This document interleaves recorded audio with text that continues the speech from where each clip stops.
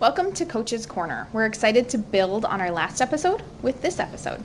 So recently I learned about a doctor named Dr. Solomon Asch, and he did some research back in the 1950s, and it was around the idea of conformity in groups. So when you have a group of people together, they're likely to conform because of just being humans, and humans are social creatures. We like to go along with others. We like to be liked. We don't want to rock the boat. So in group situations, even if I have a different answer or opinion, I can very easily be swayed by the group and hearing what other people are saying to actually move my thinking toward what the group is saying, even if originally I didn't think that. And we know that happens a lot with kids, especially in 5th and 6th grade. They start really being aware of the group dynamics and not wanting to rock the boat. And so they can very easily be swayed in their thinking from listening to other people before they've had time to think themselves. Which makes me think about a turn and talk. So if something's posed by a teacher and then students are asked to turn and talk, whoever's sharing first, that second person or the person who's sharing second will probably kind of just agree with, yeah, that's what I thought too. Which is why the think, pair, share is so important, because that think piece, so giving time for each person to have their own thoughts is so important. So we're thinking, then we're pairing, and we're sharing. And actually, we've been talking a little bit and how maybe we could actually call it a think, turn, and learn, because it's not even just sharing, it's really like turning and learning from each other. Yeah. And the thing about having time to think is that I think about in classrooms when we all have the students who are a little less confident, the students who generally don't have the correct answers.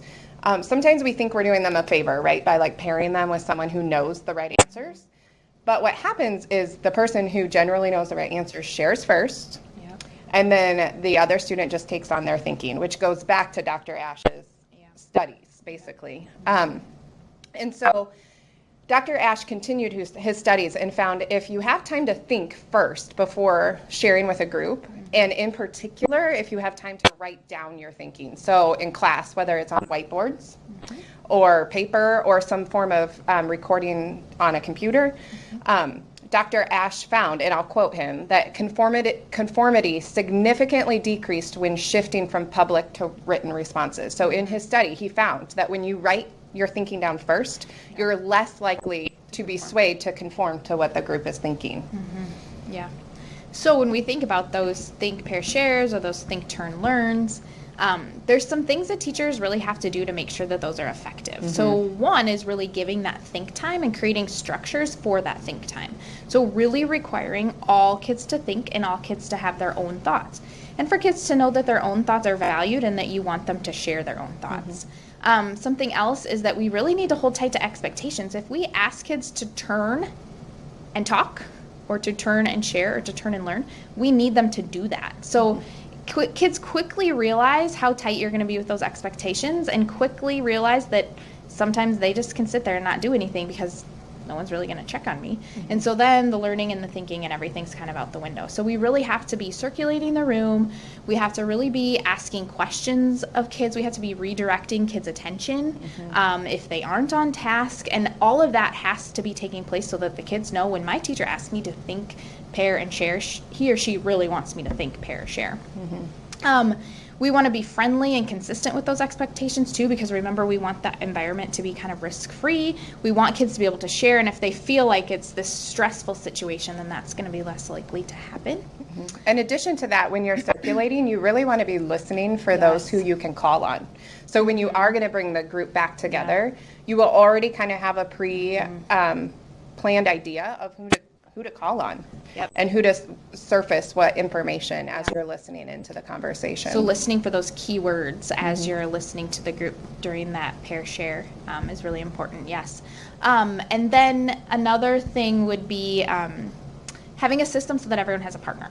So if we ask kids to pair and share, and then we've got like a kind of a kid sitting off to the side and they don't have a partner, then it becomes this like, well, you need to be with a group, and they're like, but I don't know what group. And then now we've lost it. So we really want to be organized with when they sit down, they know who their pair share partner is. And so a couple videos ago, or episodes ago, we had talked about creating the quadrant partners, the clock partners, whatever system you might have. But before a discussion, I might ask kids, sit next to your summer partner, and then every time we pair share, you're talking to your summer partner. Yep. That just creates those expectations, it creates that consistency, and it just kind of, again, lowers that stress level for kids. Yeah, and again, I'll go back to 5th and 6th graders. They don't want to feel left out. So, and it's really hard to advocate to have a partner. Yeah. So if you are all of a sudden the one that doesn't have a partner, that's just really uncomfortable. Yeah. So just being sure that you have that pre-planned way for them to share is really important. Yeah. So I would recommend that you look into Dr. Ash's research. It's really interesting. There's tons of YouTube videos you can actually watch from the 1950s, which are kind of entertaining in themselves. But and just kind of research that, because it's really fascinating and had very clear connections to why we want kids to think before they're sharing, especially if we're asking those deeper level questions and want them to really be thinking at a high level. Yes. So. All right. Well, if you haven't subscribed to Coach's Corner, we're going to put a plug in for that again. Please subscribe.